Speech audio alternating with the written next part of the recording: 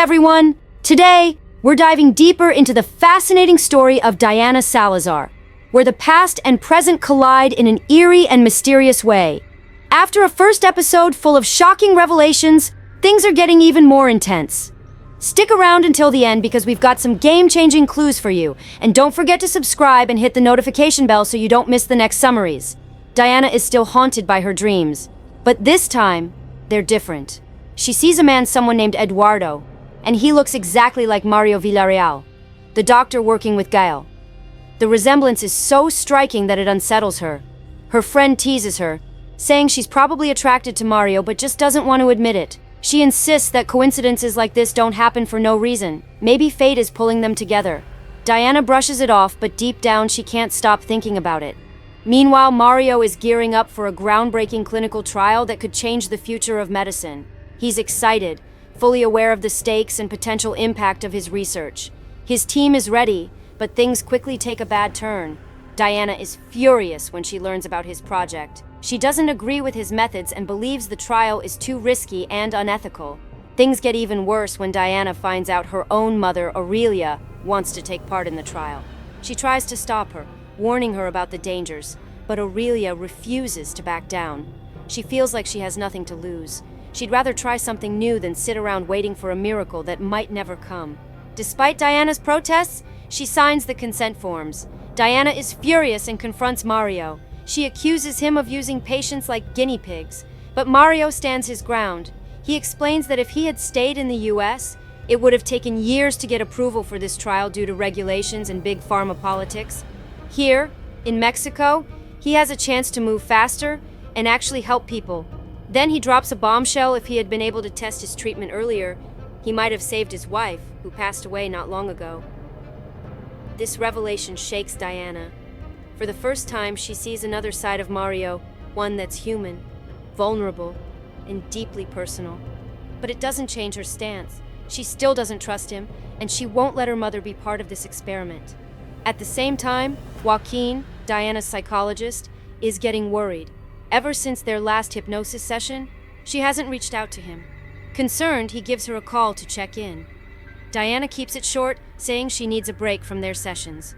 Joaquin senses that something is off, but doesn't push her. He respects her decision, but reminds her that he's there if she ever needs help. That evening, Mario invites Diana for coffee. Even though they're at odds professionally, he wants to talk things out. At first, she's cold and distant, but as they talk, she starts seeing things from a different perspective. Mario shows her confidential documents, preliminary results from his research. Diana is shocked.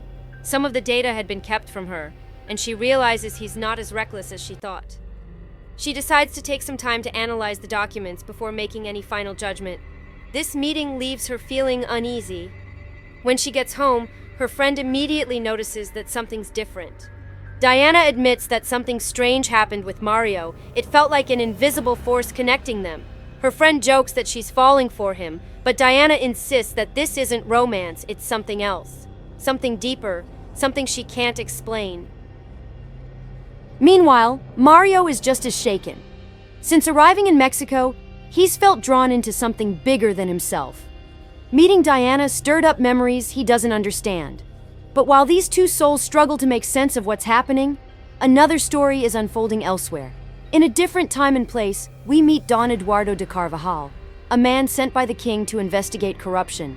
He's received with honor, but he can tell people are hiding things from him. One person in particular catches his attention, Leonor de Santiago, a noble woman engaged to another man. She's beautiful, intelligent, and mysterious. From the moment they meet, there's an undeniable spark between them. Eduardo talks about the kingdom's wealth, the fine silks and jewels that could adorn her wedding dress. She listens, fascinated, but their conversation is cut short by her mother, who reminds her that she's already promised to another. Later, Leonor seeks Eduardo out again. She asks him about the king. Is he a just man? Does he truly care about his people? Eduardo, being careful, doesn't give a clear answer. He knows that some truths are too dangerous to speak out loud.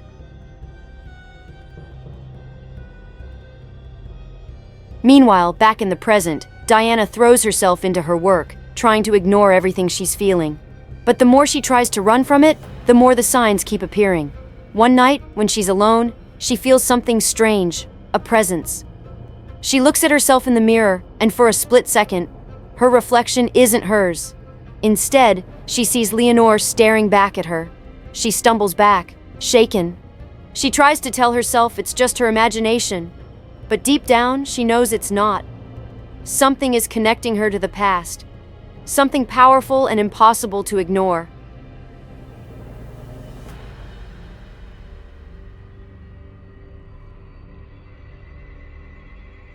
At the same time, Mario is going through the same thing. His dreams are getting more intense. He keeps seeing a woman he doesn't know but who feels so familiar. Diana and Mario are on the edge of a truth that will change everything.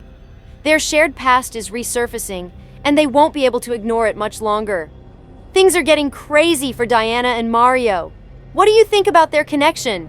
Is it just a coincidence, or is fate bringing them together?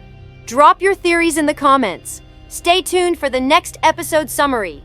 In the meantime, subscribe, like the video, and share it with your friends. See you soon!